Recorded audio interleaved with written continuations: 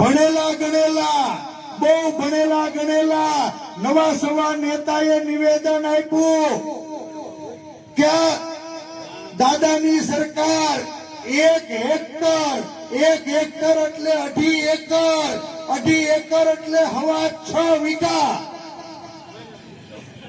1 એકરમાં 2.5 વીઘા થાય, હે 6.5 વીઘા, 6.5 વીઘામાં 1 હેક્ટર થાય.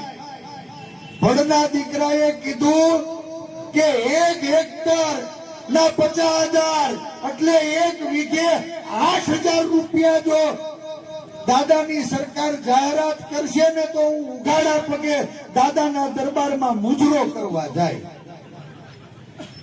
તમારો ડોહો 18,000 રૂપિયા તો ખર્ચો થઈ ગયો છે અને 8,000 રૂપિયામાં આ ગુજરાતના ખેડૂતોને ગીરવે મૂકવાનું પાપ કરનારા લોકોને પણ ઓળખજો.